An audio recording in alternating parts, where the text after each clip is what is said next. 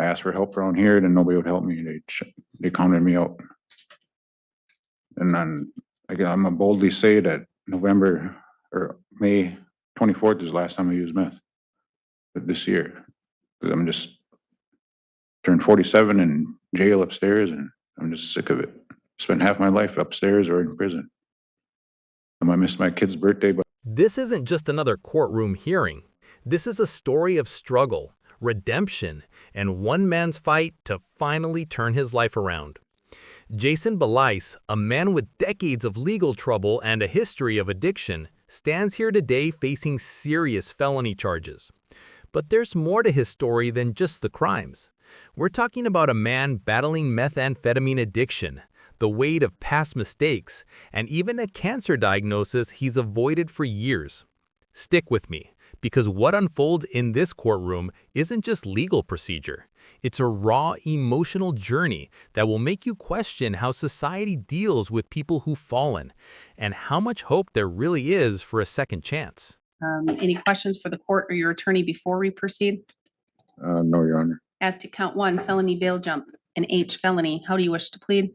Guilty. As to count 2, possession of methamphetamine, an I felony, how do you wish to plead? Guilty. Court will find your pleas of guilt are done knowingly, intelligently, and voluntarily. I'm going to find that you understand your constitutional rights and what it means to waive and give up those rights. I'm going to find a factual basis to accept your pleas of guilt. Based on that, I will find you guilty of count 1 and count 2 in 23 CF 6-1. The remaining charges will be dismissed and read in for sentencing purposes, as well as 23 CF 103. Judgment of conviction will be entered today. Argument and sentencing recommendation, Mr. Rennick. Your Honor, this defendant does have quite a history and quite a criminal record, I think, including felony OWI is going up to, I think, OWI 10. He's been to prison. I think there's a clear and present AODA issue. He's of an age where we're hoping to see him aging out of the criminal justice system, but he clearly needs services and AODA issues and help with that. He may have some medical issues as well. He has received an immediate punishment because he has served at least 63 days of jail so far on this file. And so given his history and his age and the nature of the cases that we have in the underlying criminality, we would recommend a withheld sentence and 3 years of probation with any programming for the Department of Corrections, which would include an AODA assessment and follow any treatment and recommendations. We think absolute sobriety, no use or possession of drugs or illegal drugs or drugs without a prescription or paraphernalia with either random and or regular testing. We would ask for the DNA sample and then the appropriate court costs associated with that. But we believe that given the immediate incarceration, that he can be treated in the community and with the supervision, hopefully he can remain law abiding. Thank you. All right. Mr. Davis. Number 1, Your Honor, is this a serious offense? Offenses, yes. I'm not going to make a lazy argument as to why they are not serious. But I do want to go to my client's character and his rehabilitative needs. I'm sure the court's aware who Jason is. He's been through the system. There's definitely an addiction problem. And there's also the reason for the addiction, which he now needs to face and go through that trauma therapy and go through the rehabilitation too. What's interesting about this is I don't get very many clients, but I think the way the system's set up is you probation, then there's county jail, and eventually it's a prison sentence. And I think I remember, and I forget which attorney who called it like an installment. They're like an installment person that you keep doing and doing and doing, and finally you'll end up in prison. Jason has done such. And my whole point is, I think when you go to prison or you go to jail or you're in and out of county jail, it's a punishment. And after talking to Jason, I think he finally hit the rock bottom. Like he's just exhausted with it. That it's more tiring now to want to not follow probation or continue with sobriety. I think he's just sick of it, and it's no way for him to live. He has support, his significant others here. I've been in contact with her. And the other issue that's going on with Jason too is, I believe he was, and he can talk more about it. And if he's upset that I'm doing, I apologize ahead of time, but diagnosed with cancer 3 years ago, never did anything about no treatment, nothing, just put it off. And was using drugs and not facing reality. And now finally, Judge, he has an appointment set up in August here to actually deal with a problem, to face his problems, as scary as they may be. I'm imagine, I've never had it, but I'm sure he's scared. And I think a lot of times people don't like to face that problem and they'll do other things or they're self-medicate, but it looks like he's ready to face the music on that. And as going forward, methamphetamine is not going to cure cancer. It's not going to put him in a place where he's employed or working or living in the community. I can also let the court know that I believe he's got to sit in jail until November 23rd. So he's going to be sitting for months still coming to go. And I do think the way he speaks to me, and Judge, this court's seen methamphetamine users daily. They try and control the conversation or manipulate it or have a justification. Jason's polite. He listens. I listen to him, and I just think at his age, I think he's ready. I think what the district attorney said is you hope at a certain age you just get broken down. And I think he's done. I think he's finished with being in this system. He doesn't want to be part of the criminal system anymore. And again, I just want to make it quite clear that this has been one of the most polite clients I've had, and I don't say that sparingly because everyone's different. There's aggressive people, but he's just been listened. He's been attentive. He asks great questions, and he fills me in on his life. And he's not guarded. And I just think that I'm asking you to consider this joint recommendation. Thank you very much.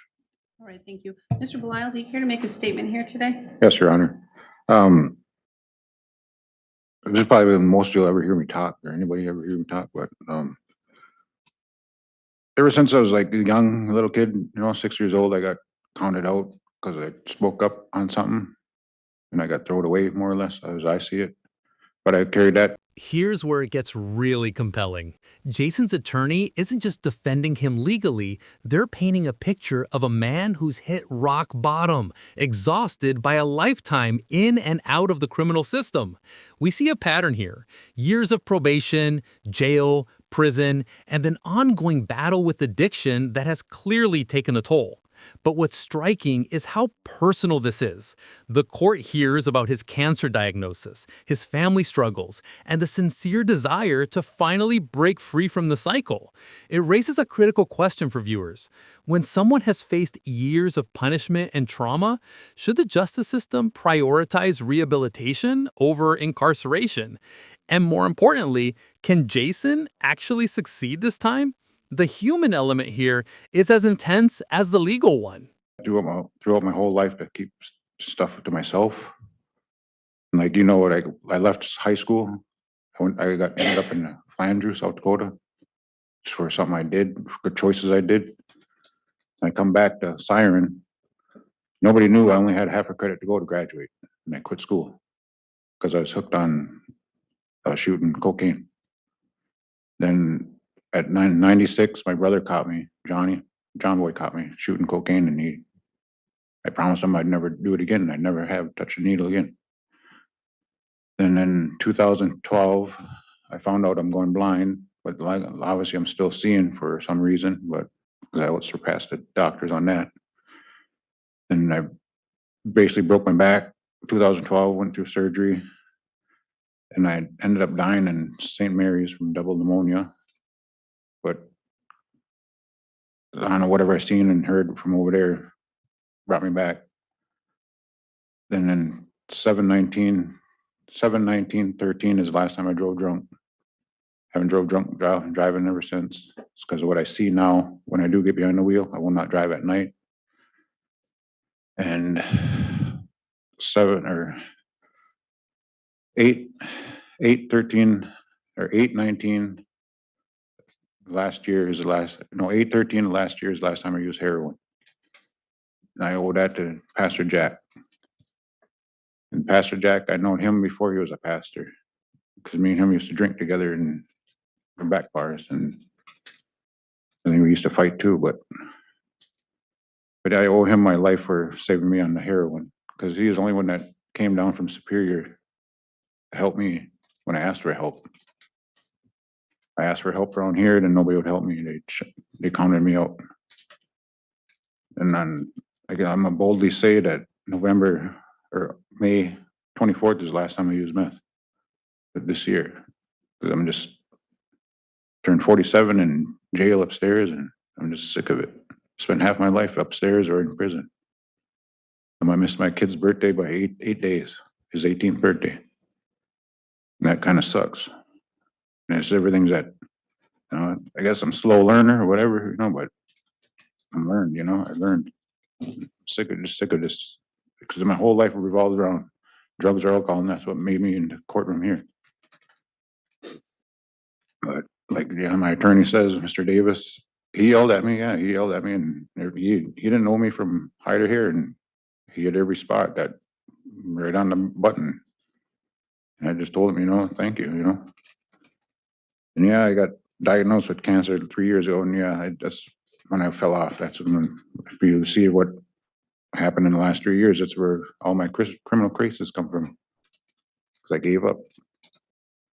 But then after I left Ruth House in August or December, because I lost one of my best friends and whatever, she left, and I felt alone.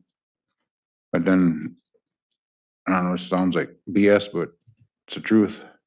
I prayed to God that send me my angel, whatever, that needs help. And then a couple of weeks after that, Michelle showed up at my son's house.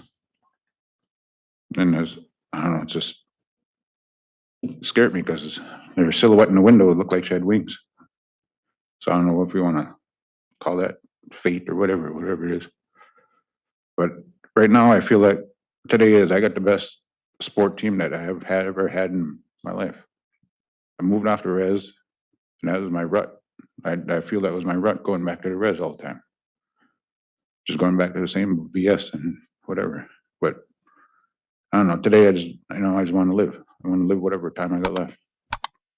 I don't know. Today, I just want to live. I want to live whatever time I got left. I promised my son that I won't leave him again. And he agrees with me. He said, all right, Dad. Because, I don't know. There's another thing about to my son. He's never ever called any woman, any girl I brought home, a mom. But he's seen Michelle, and he's the first woman I ever introduced him to. And that's it. All he said was, "Is that my stepmom?" He don't even call his own mom. So it's kind of threw me off the loop, and I just thanked him. Because he's the first woman he ever agreed to, or whatever. But I don't know. It's just, me, you know me from school and stuff, and I don't ask for help. And when I do, it's kind of at the dire need or whatever.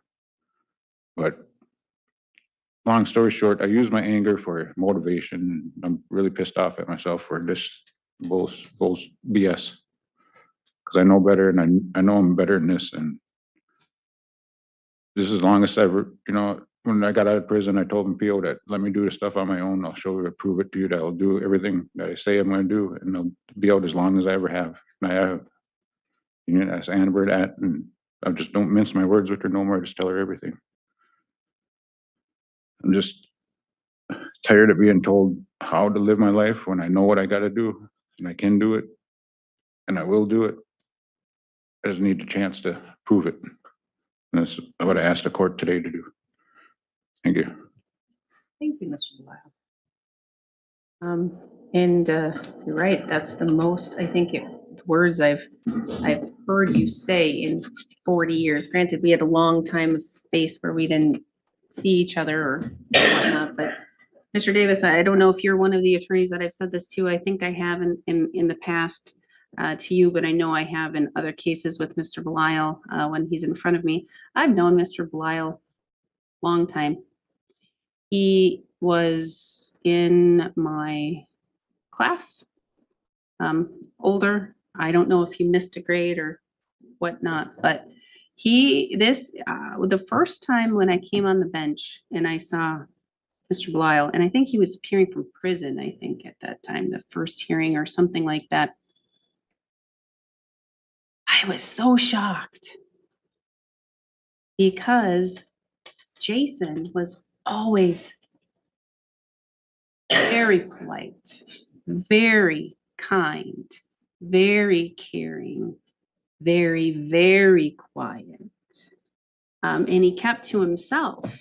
But he was, when you got him talking though, and you talked about something, you can always tell if he cared, because then he would lighten up, his eyes would just start sparkling. And once you talk to him and you got him to giggle, you got him to laugh a little bit, I mean, then you knew you were breaking his shell. It's very easy for me to now see, Mr. Belisle, why you had the shell that you did and why you were so quiet. You kept quiet and you kept to yourself, and you didn't want to stir up anything. You didn't want to cause any negativity or cause people to react negatively towards you. And I can understand why. If whatever happened when you were a young kid, and whomever said what they did to you in the way that they did that broke you.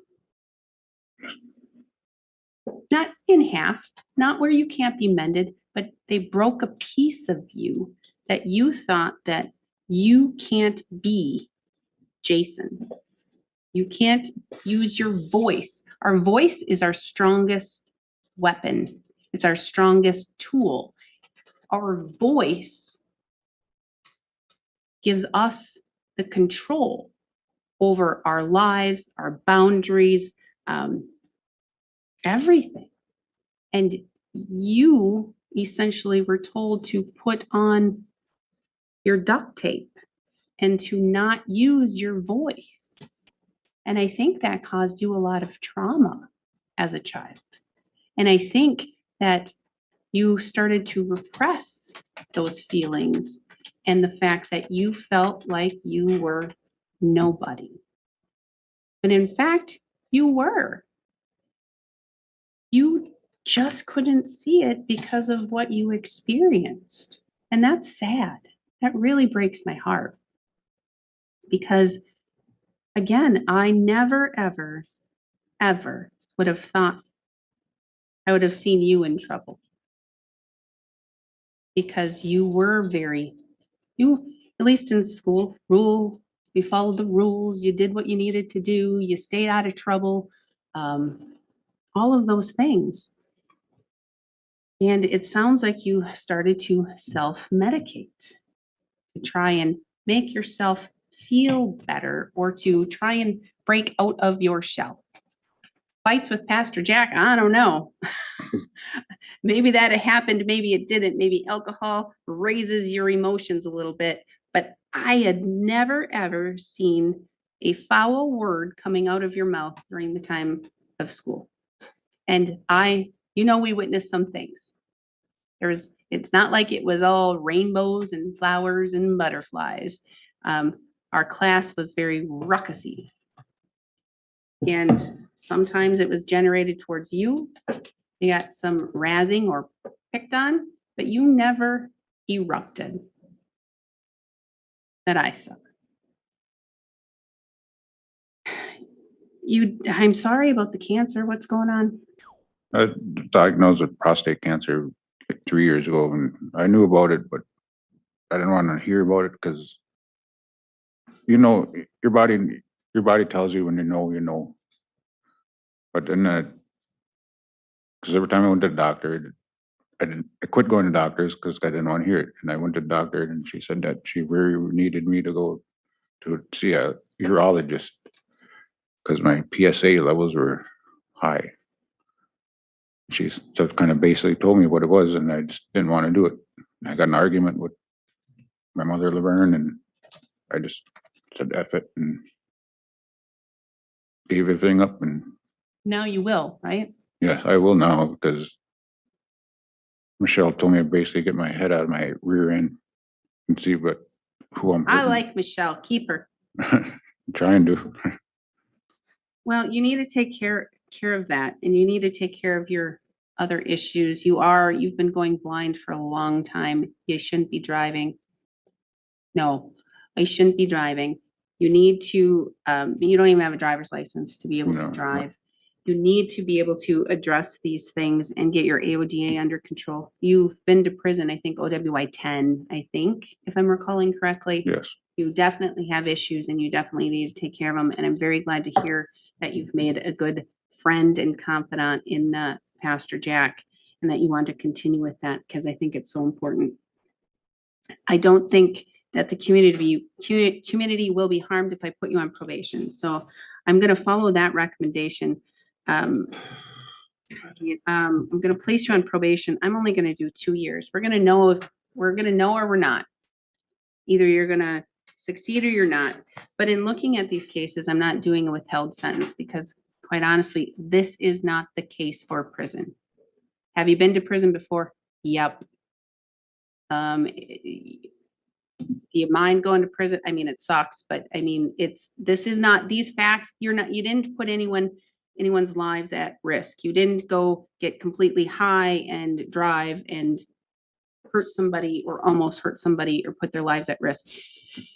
You possess methamphetamine and other stuff. You weren't driving erratically, recklessly, doing those things. You're not out breaking into people's houses or doing all these other kinds of crimes. This is a use case. So what I'm going to do is I'm going to do an imposed and stayed sentence of 1 year in the county jail. That'll be enough time to at least to have over your head where you're going to be, you know what? I don't want to go to jail for a year.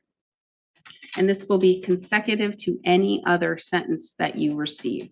So if you're going to mess up, you're going to go do something else. This year will be consecutive to any other sentence that you are either serving now or that you will serve. So it's very important that you take your sobriety and you address that. 63 days of jail credit. And that will be, the sentence is for both count 1 and count 2 concurrent. So they're the same and it's concurrent. Do you know what you do? You knew that you were on bond. You're an addict. You possessed a substance. You knew you shouldn't have possessed that substance, both by the law and by your bond condition. Do better. Be better. You are better. You need to be there for your son who needs you and for Michelle. Most importantly, Jason, you need to be there for you. sure. Because you are a good person. You have a good heart. Just do dumb things. Stop doing the dumb things. Because of drugs and alcohol. That's why I do it. That's the dumb things. Stop doing those dumb things. And it'll stop you from doing other dumb things. Right? Yes. Conditions, AODA assessment, follow recommendations of Department of Corrections and their programming. I'm going to say get your medical appointment and follow through.